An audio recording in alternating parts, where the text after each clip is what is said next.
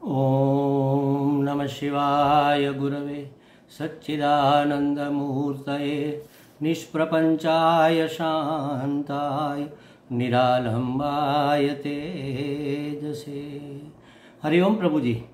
आज हम अपने जीवन की 4-5 महत्वपूर्ण बातें कहेंगे। ये महत्वपूर्ण इसलिए है क्योंकि यह हमें सद्गुरु देव स्वामी जी महाराज जी की सन्निधि से प्राप्त हुए हैं और इन्होंने हमारे पूरे जीवन को आमूल परिवर्तन करने में बहुत महत्वपूर्ण रोल अदा किया है। हमारा पहला ज्ञान यज्ञ था, तब स्वामी जी ने हमें उपदेश देते हुए कहा था, ग्रेटिट्यूड, आभार वशता बनाए रखना।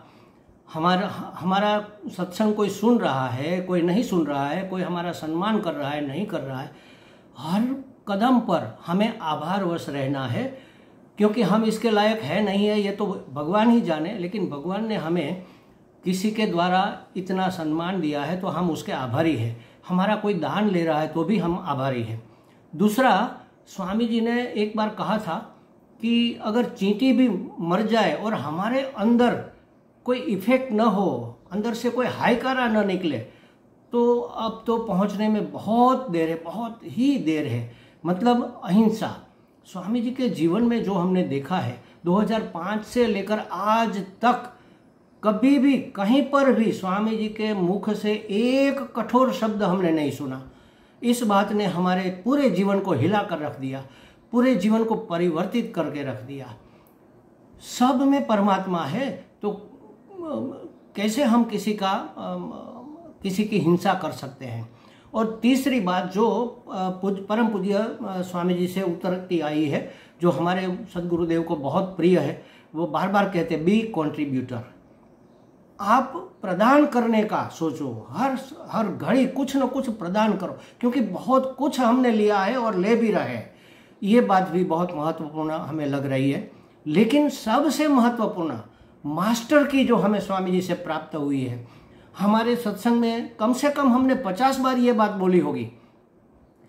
ये ऐसी मास्टर की है, अगर इसको कोई जीवन में उतार ले, सांसारिक जीवन में भी हर एक समस्या का समाधान बस इसी से हो जाता है। स्वामी जी कहते हैं जो हमारे जीवन में बहुत महत्वपूर्ण प्रदान किया है जिस बात ने, ये हमारे लिए तो गुरु चाबी, मास्टर की माने गुरु चाबी, हर एक ताला इससे खुल जाता है।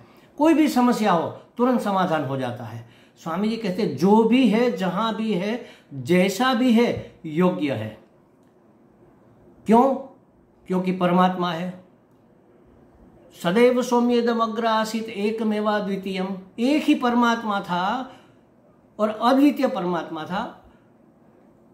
तस्मात आत्माना आकाश संभूत आकाशाद वायु, ऐसा करते करते करते ये पूरी सृष्टि बनी हुई है। तो परमात्मा स्वयं ही इस सृष्टि के रूप में बना हुआ जब है, तो जो भी है, ऐसा वैसा जो भी है, जहां भी है, यहां वहां जहां भी है, जो भी है, जहां भी है, जैसा भी है, ऐसा वैसा जैसा भी है, बिल्कुल योग्य है, क्योंकि परमात्मा ने लिया हुआ वेश है। परमात्मा ही जब सब बना हुआ है तो वह बेठीक कैसे हो सकता है? ठीक ही है, योग्य ही है।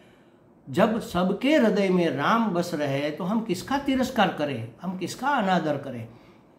तो कैसा भी व्यक्ति, वस्तु, पदार्थ, परिस्थिति अगर हमें पसंद भी है, नहीं भी पसंद है, तो भी योग्य है, क्योंकि वह स्वयं परमात्मा है, इसलिए अयोग्य हो नहीं सकता। दूसरा, उसी चाबी का दूसरा हिस्सा, जो हो रहा है, जहां हो रहा है, जैसा भी हो रहा है, सही गलत जो हो रहा है, जहां यहां वहां कहीं पर भी हो रहा है, ऐसा वैसा जैसा भी हो रहा है, योग्य है। क्यों?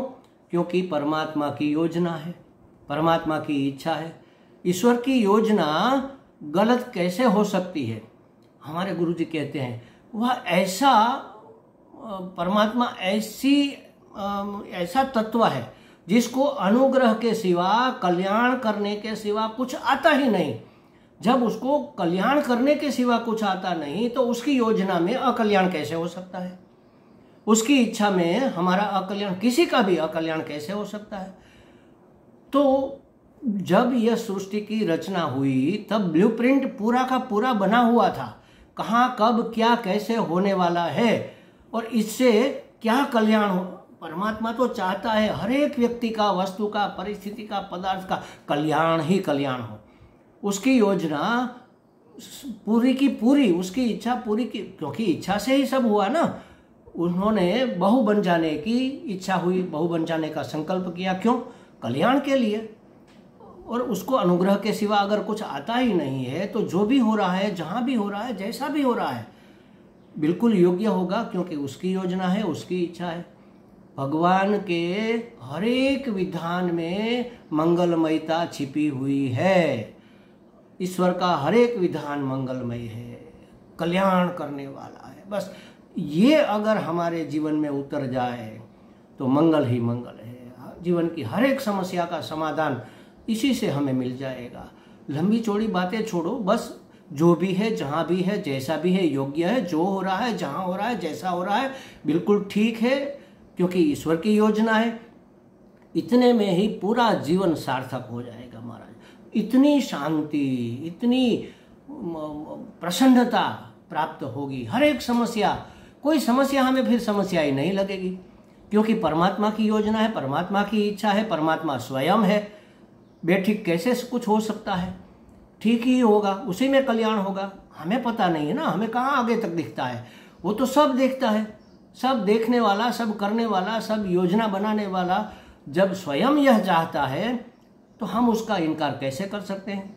बिल्कुल अंदर, जैसे महात्मा कहते हैं, टाढ़क थे जैसे निरांत हो जाएगी। तो इससे अच्छी और चीज क्या हो सकती? इन चाबी ने हमारे जीवन को पूरा आमूलचूल बदल कर रख दिया है। अब हमें किसी चीज से इनकार नहीं है, किसी चीज से कोई नाराजगी नहीं है। जो हुआ ठीक हुआ, जो होगा ठीक होगा, जो हो रहा है वो तो ठीकम ठीक ही है। क्यों? अखंडानंद जी महाराज जैसे कहते हैं ना, क्योंकि इस जगत की हर एक व्यक्ति, वस्तु, पदार्थ, परिस्थिति में वह परम चैतन्य ठसाठस भरा हुआ है। उसके सिवा और कुछ है ही नहीं ना।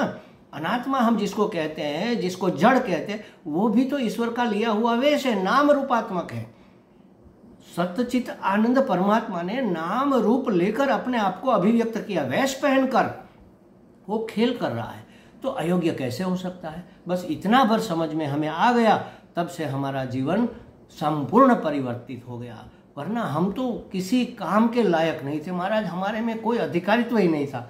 ये तो गुरु कृपा है जो हमें यहाँ तक लेकर आई है। हमें पूरा विश्वास है यही गुरु कृपा हमें अंत तक पहुँचाएगी। हरि ओम।